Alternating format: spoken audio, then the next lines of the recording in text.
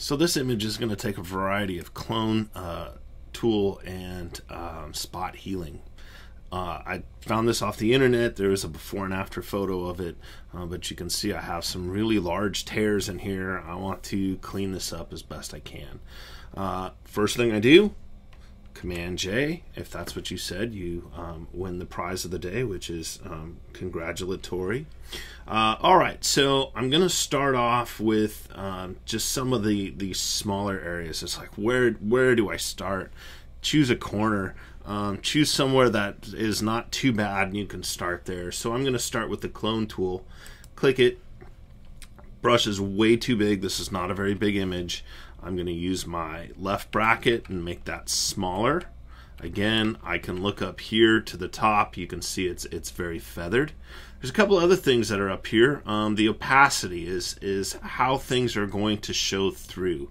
100% covers everything up, and the lower you lower the opacity, the more what's behind it will show through. Next one is the flow of the brush. This is, imagine a water faucet and water coming out. That's how hard the water's coming out.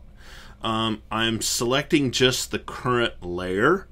Right here is the current layer. There are some instances where I would want it current and below. I'm just going to leave it on the current layer. That's going to leave my background layer untouched. So now I'm going to click my clone tool. Again, I'm going to hit the Alt Option button, and I'm just going to start covering this up.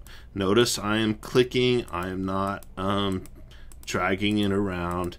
The reason being is if I make a mistake, I can click Command Z and undo, and I don't have to go back and start a big long process. So again, Option, click, and just start to get these little pieces covered up. If you are obsessive compulsive, you are going to love this process. You will want to do nothing else. Alright, so there's the clone tool. Again, if I turned off my layer by hitting the eyeball here, you can see that's the original layer. This is the layer on top.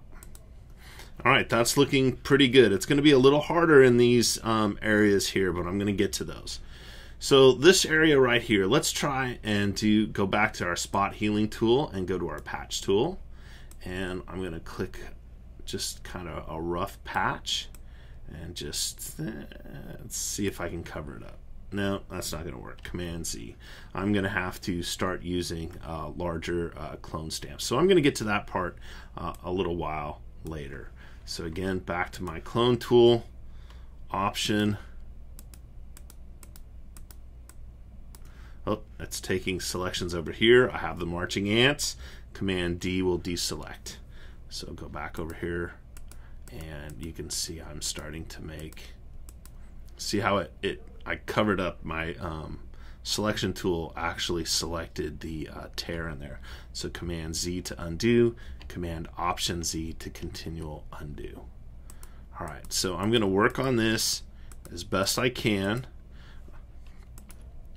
And I'm going to see how it goes towards the end of class. This is probably going to take the longest amount of time. Be patient. Play around with the different blending tools. So between my spot heal, let's see what the spot heal is going to do in some of these littler areas. Again, I just have to click, and it will choose areas right next to it. So that's working well for some of these smaller ones. I like the control of the clone tool. So get at it, turn in what you have by the end of class. This will be a graded assignment. I'm not looking for completion as much as I'm looking for well done, thought out. If you turn in just this much, yeah, that's a no-go. You got to keep working on it. Anyhow, good luck, and we'll see you Friday.